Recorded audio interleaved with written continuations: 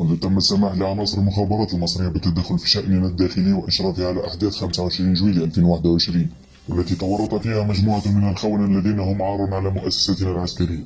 أخذنا على عاتقنا فضح كل الخونة وفضح ممارساتهم وما يدور في كواليسهم بالقدر الذي نستطيع بلوغه. نحن المجموعة الإعلامية لأبناء المؤسسة العسكرية، ورغم الضغوطات التي نتعرض لها ومحاولات القرصنة الفاشلة للإطاحة بمجموعتنا وبزملائنا الذين يمدوننا بالمعلومات، نؤكد مرة أخرى أننا لن نتوقف حتى تتخلص مؤسستنا العسكرية ويتخلص وطننا من كل الخونة وعبدة البترودولار. كما أننا نحيي شجاعة العقلاء من أبناء مؤسستنا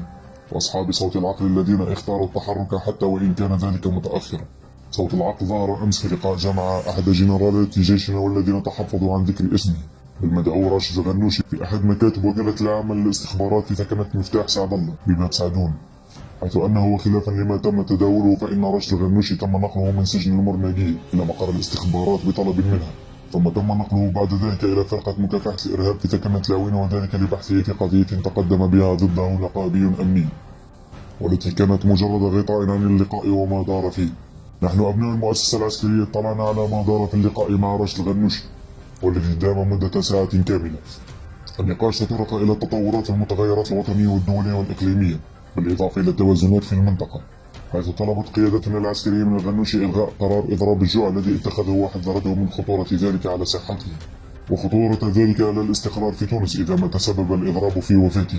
لكن الخطير في الأمر وفق ما اطلعنا عليه هو أنه تم تحذيره من أن أنصار منظومة قيس سعيد يريدون موته بهدف إشعال نار الفتنة واستفزاز أنصار حزب النهضة للنزول إلى الشارع وتفجير الأوضاع في الداخل بشكل خطير، وبالشكل الذي يساعده على إجبار الجيش على التدخل وتوريطه أكثر من خلال توريطه في دماء الشعب، وذلك من خلال تقديم صورة على أن أنصار النهضة والتونسيين يضربون الدولة وأن الجيش سيتدخل لحماية الدولة،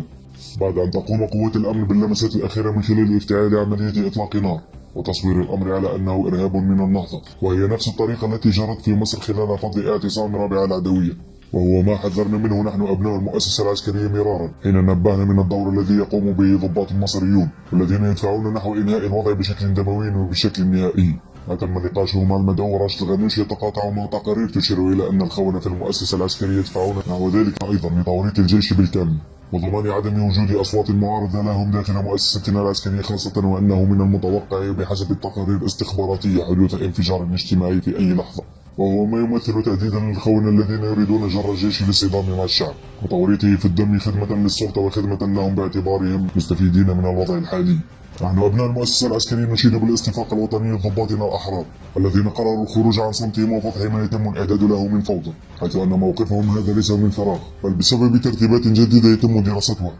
ستفضي إلى عودة الاستقرار في تونس وإنهاء الأزمة والانسداد السياسي الذي تعاني منه تونس منذ سنتين، وهو ما تم اطلاع راشد الغنوشي عليه وطلب منه على إثر تهدئة الأوضاع وعدم إعطاء فرصة للباحثين عن الفوضى وإيقاف قرار إضراب الجوع. نحن أبناء المؤسسة العسكرية نشيد مرة أخرى بالأصوات الحرة والوطنية داخل مؤسستنا العسكرية والتي ترفض رفضا قاطعا شر الجيش للصدام مع الشعب، كما أننا نؤكد أننا سنواصل العمل على فضح الخونة ودعم كل أحرار الجيش حتى تتخلص تونس من هذا الخطر الجاثم عليها. عاش تونس حرة مناعة أبد الدهر، وعاش الجيش صورا للوطن، ولا عاش في تونس من خانها.